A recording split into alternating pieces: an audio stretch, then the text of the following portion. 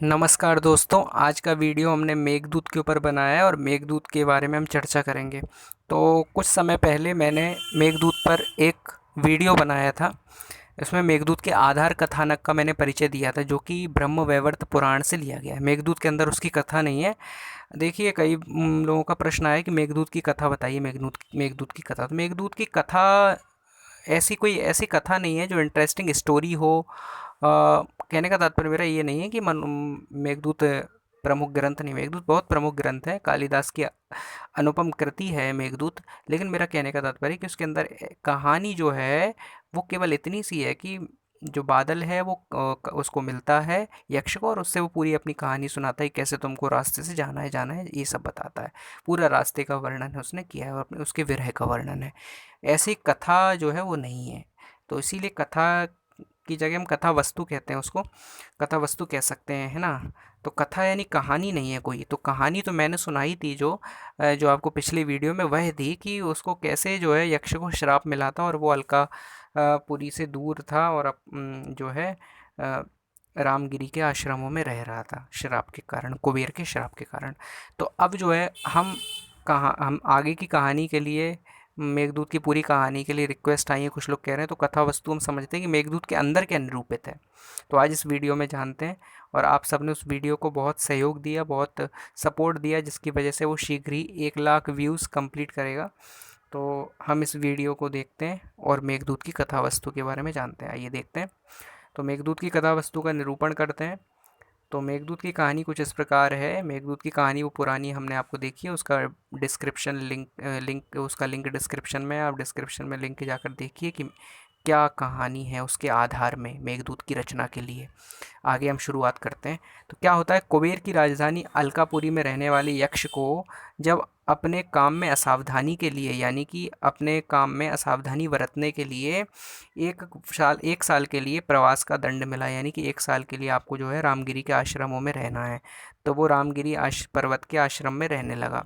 तो अपनी पत्नी से दूर रहने लगा। तो रामगिरी के हरे भरे लता वीथियों में आश्रम में उसने अपना निवास स्थान बनाया, और वहाँ अपनी प्रियतमा के विरह से वो बहुत दुर्बल हो गया। बहुत जो है दुर्बल हो गया, बहुत उसको याद सताने लगी। कई महीने बीत गए, और जब आषाढ़ महीने का पहला दिन आया, जिसको चातुर्मास बोलते हैं, जिस समय बारिश होती है, बारिश के महीने शुरू होते हैं, तो उसने बादलों को देखा। बादलों का जो समुदाय है वो पर्वत के शिखर पर लटकते हुए देखा। यानी कि बादल जो है पर्वतों के शिखर को छूने लगे, तब उसने देखा। तो उसका विरह का जो दुख था वो और ज़्यादा बढ़ गया। तो रामगिरी वही पर्वत है जहाँ पे वनवास के समय राम लक्ष्मण के साथ माता सीता जी कुछ समय रुकी थीं। तो ये वर्णन भी कालिदास ने श्लोकों के अंदर किया है ना। तो इस पर्वत के सरोवर में सीता जी ने स्नान किया था, इसलिए इनका जल जो है वो अत्यंत पवित्र है। इसका जो पानी है इन सरोवरों का बहुत पवित्र है। तो कालिदास उसका वर्णन करते हुए जो है मेघदूत के अंदर कह भी रहे हैं कि कश्चित् कांता विरह गुरुणा स्वादिकारात् प्रमत्तः शापे नास्तंगमित महिमा वर्ष भोग्येण भर्तुः। यानी कि जो अ, कोई अपनी कांता से विरहित यक्ष है, कश्चित कांता विरह गुरुणा, वो बड़े हुए दुख वाला जो यक्ष है, कश्चित कांता विरह गुरुणा स्वाधिकारात् प्रमत्ता, अपने अधिकार में प्रमत्त होने के कारण, यानी कि अपने कर्तव्य में उसने असावधानी बरती थी। तो क्या हुआ, शापे नास्तंग गमित महिमा, शाप से उसकी जो महिमा है वो गमित यानी चली गई है। और वर्ष भोग्येण वर्तु, और 1 वर्ष के लिए उसे श्राप मिला है।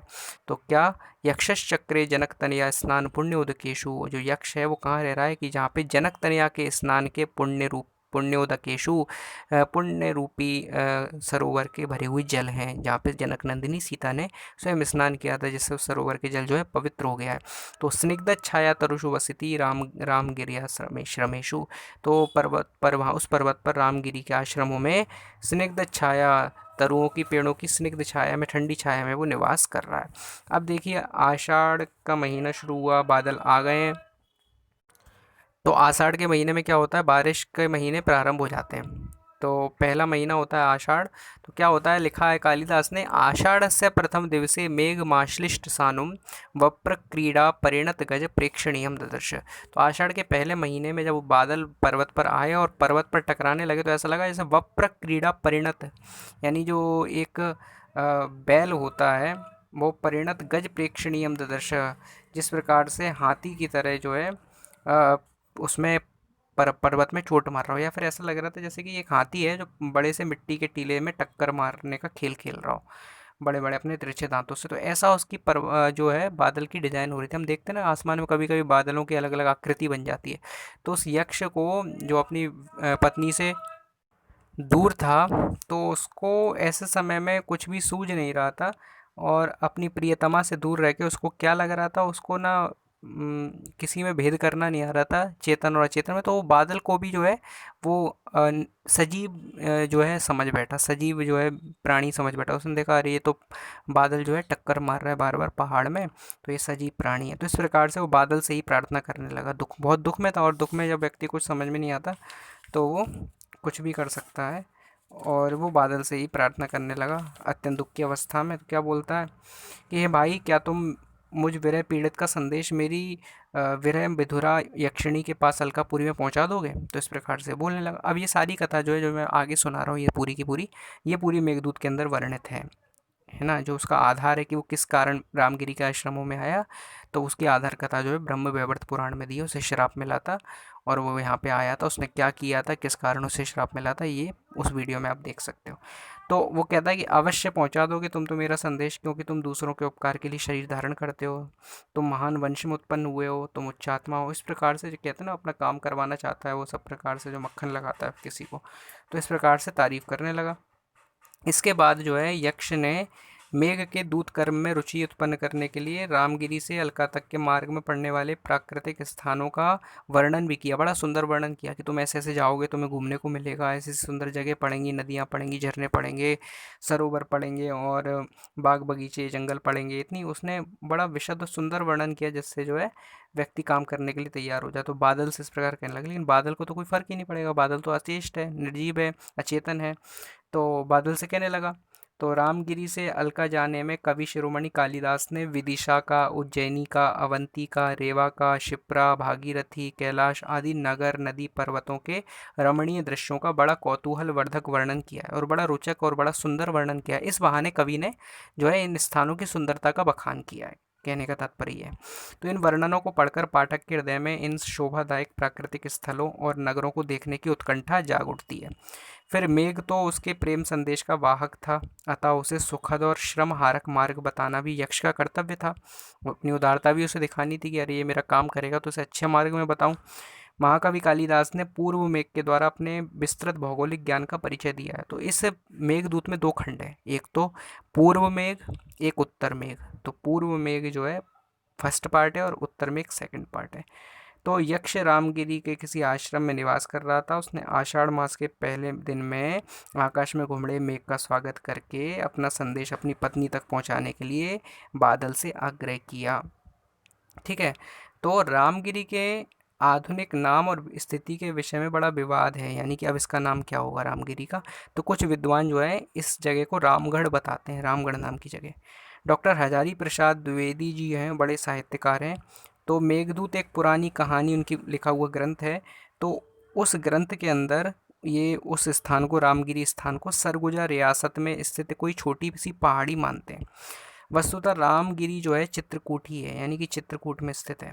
तो अपने स्वामी अलकापति कुबेर की सेवा में असावधानी के कारण 1 साल के लिए श्राप भोगने वाले यक्ष ने रामगिरी के किसी आश्रम में निवास किया, और उसी स्थान से यक्ष ने अपने संदेश वाहक मेघ से उत्तर दिशा की ओर जाने के लिए प्रार्थना की है। यही इसकी कहानी है, पूरी प्रार्थना, क्योंकि उसका निवास स्थान, उसकी पत्नी जो है वो अलकापुरी में रहती है। तो अलकापुरी रामगिरी से उत्तर दिशा में स्थित है। तो कालिदास द्वारा विरचित मेघदूत के भाग 2 हैं। उसमें पूर्व मेघ के अनुसार रामगिरी से चलने पर मेघ को पहला माल नाम का पहाड़ी प्रदेश या भाग प्राप्त होगा। मेघ यदि माल प्रदेश अथवा पठार से पश्चिम उत्तर की ओर चलेगा तो उसे आम्रकूट नाम का पर्वत मिलेगा। इस समय आम्रकूट पर्वत को क्या कहा जाता है यह स्पष्ट नहीं है। तो मेघ जब आम्रकूट पर्वत से आगे चलेगा तो उसे विंध्याचल पर्वत मिलेगा। विंध्याचल पर्वत से सभी परिचित हैं। यह एक पर्वत श्रृंखला है जो भारतवर्ष के मध्य में पूर्व से पश्चिम तक फैली है। तो विंध्याचल पर्वत उत्तर भारत और दक्षिण भारत का विभाजन करता है, बीच में है, सबसे बीच में। इसके वर्णन से भी स्पष्ट हो जाता है कि रामगिरी विंध्याचल से पर्याप्त दूर दक्षिण में था, यानी रामगिरी जहाँ पे जो है यक्ष रह रहा है वो दक्षिण दिशा में है। तो यह तथ्य जो है इस मान्यता को खंडित करता है कि रामगिरी चित्रकूट पर्वत था। इससे ये खंडित हो जाती है धारणा, क्योंकि ये दक्षिण के बारे में पता चल रहा है कि दक्षिण में है रामगिरी। तो चित्रकूट पर्वत तो विंध्याचल से पर्याप्त उत्तर की ओर में है, इसलिए इससे उन विद्वानों की मान्यता सत्य सिद्ध होती है जो रामगिरी को नागपुर से उत्तर में कुछ दूरी स्थित कोई पहाड़ी मानते हैं, जिसे रामटेक कहा जाता है, यानी कि वो नागपुर में माना जाता है उसको, रामटेक नाम की पहाड़ी पर। तो अब आगे बढ़ते हैं। आम्रकूट पर्वत की दक्षिण दिशा में विंध्याचल है। नर्मदा नदी उसी पर्वत के पूर्वी भाग से निकलती है तथा विंध्याचल को अनेक भागों पर, अनेक स्थानों पर जो काटती हुई पश्चिम सागर में जाके गिरती है। यक्ष मेघ को बताता है, यानी कि बादल को बताता है कि आम्रकूट पर्वत से जब तुम उत्तर की ओर चलोगे तो तुम्हें रेवा नदी मिलेगी। नर्मदा नदी का ही दूसरा नाम रेवा है। यक्ष मेघ को परामर्श देता है कि जल वर्षा करने के कारण जब तुम खाली हो जाओगे, जब तुम रिक्त हो जाओगे, तो नर्मदा से जल ले लेना, और जिससे तुम फिर से पूर्ण हो जाओगे, भर जाओगे। इसके बाद यक्ष उत्तर दिशा की ओर जाने वाले मेघ को दशार्ण देश प्राप्त होने की बात कहता है। दशार्ण देश में केतकी के फूल खिले होंगे। दशार्ण देश में जामुन के वृक्षों की अधिकता है। तो विदिशा को ही दशार्ण देश की राजधानी बताया है। यह नगरी सभी दिशाओं में प्रसिद्ध है। विदिशा के समीप ही वेत्रवती नाम की नदी बहती है। तो यक्ष कहता है कि तुम उस नदी का स्वादिष्ट जल पीना। विदिशा नगरी के पास में ही नीचह नाम का पर्वत है। तो यक्ष मेघ से कहता है कि वहाँ पे विश्राम कर लेना। इस पर्वत पर विलास गृह बने हुए हैं, जहाँ कामीजन जो हैं वो प्रेमिकाओं के साथ विनोद करते हैं। इसके पश्चात यक्ष मेघ से उज्जैन नगरी में जाने के लिए आग्रह करता है। तो यक्ष को उत्तर दिशा में जाना है। उज्जैनी उसके मार्ग में नहीं पड़ती। यक्ष मेघ से कहता है कि उज्जैनी होकर अलकापुरी जाना। अब यहाँ पे उज्जैनी कहने का तात्पर्य कवि का इसलिए था क्योंकि कवि की भूमि उज्जैनी है। तो अलकापुरी जाने के लिए ये मार्ग टेढ़ा होता है देखा जाए तो, पर उज्जैनी के भवनों की शोभा देखने के लिए और वहाँ महाकाल मंदिर का दर्शन करने के लिए तुम्हारा जाना आवश्यक है, वहाँ पे महाकालेश्वर का दर्शन करना। तो ये जो है वो जो यक्ष है कह रहा है मेघ से, क्योंकि उसकी नगरी जो है उज्जैन, और अपनी नगरी की तो हर कोई तारीफ करता है, अपनी प्रशंसा करता है। तो इसलिए उसने बोला कि वहाँ से होते हुए जाना, वहाँ पे बड़े सुंदर जो है मंदिर महल हैं, और महाकाल का मंदिर है, महाकालेश्वर का। तो उज्जैनी की ओर जाते हुए मार्ग में तुम्हें निर्विंध्या नदी मिलेगी। निर्विंध्या, जिसकी धारा क्षीण होगी। तुम वर्षा करके उसकी कृशता को समाप्त कर देना। उसकी जो पतली धार है, कम पानी है, उसमें जल भर देना बारिश करके। तो उज्जैनी के समीप बढ़ती ग्रामों के वृद्धजन बाहर से आने पर पथिकों को वत्सराज उदयन के द्वारा उज्जैनी नरेश चंड प्रद्योत महासेन की पुत्री वासव दत्ता के अपहरण की कहानी सुनाते हैं। इस प्रकार की एक कहानी का उन्होंने जिक्र किया है। तो उज्जैनी नगरी ऐसी प्रतीत होती है जैसे स्वर्ग का एक भाग पृथ्वी पर लाया गया हो। तो इस प्रकार से प्रशंसा कर रहे हैं वो अपने शहर की, अपने नगर की। उज्जैनी नगरी के समीप क्षिप्रा नदी बहती है। उज्जैनी से लौटकर जब यक्ष पुनः उत्तर दिशा की ओर बढ़ेगा तो गंभीर नाम की नदी मिलेगी। यक्ष मेघ से कह रहा है। तो गंभीरा नाम की जो नदी मिलेगी, गंभीरा नदी का जल अत्यंत स्वच्छ होगा, जिसमें तुम्हारी छाया स्पष्ट दिखेगी। वहाँ से आगे चलने पर जो है तुम देवगिरी पर्वत पर पहुंचोगे। वहाँ जंगली गूलरों को पकाने वाला शीतल पवन तुम्हारा स्वागत करेगा। शिवजी के ज्येष्ठ पुत्र स्वामी कार्तिकेय उस देवगिरी पर नियमित रूप से निवास करते हैं, यानी रहते हैं। भगवान शिव के पुत्र जो कार्तिकेय हैं, बड़े बेटे। तो देवगिरी से वहाँ से तुम आगे बढ़ोगे तो तुमको चर्मणवती यानी कि चंबल नदी मिलेगी। यह नदी राजा रंती देव की कीर्ति की कथा कहती है। उन्होंने जो गोमेध यज्ञ किया था उसके रक्त से इस नदी का निर्माण हुआ है। तुम जब चर्मणवती नदी से जल ग्रहण के निमित्त झुकोगे, वहाँ से जल लेने के लिए झुकोगे तुम, तो आकाश में विचरण करने वाले देवतागण तुम्हें पृथ्वी के मुक्ता हार के समान दिखेंगे, यानी तुम पृथ्वी के हार के जैसे दिखाई दोगे, नेकलेस के जैसे दिखाई दो। इस प्रकार से जो है वो उसको राजी करना चाह रहा है, उसको जो है मक्खन लगाना चाह रहा है बादल को, यक्ष, कि वो मेरा काम करने के लिए चला जाए। तो यक्ष वहाँ से मेघ को दशपुर जाने का परामर्श देता है। इसके पश्चात यक्ष कहता है मेघ से कि ब्रह्मावर्त जनपद के क्षेत्र के कुरुक्षेत्र जाना तुम।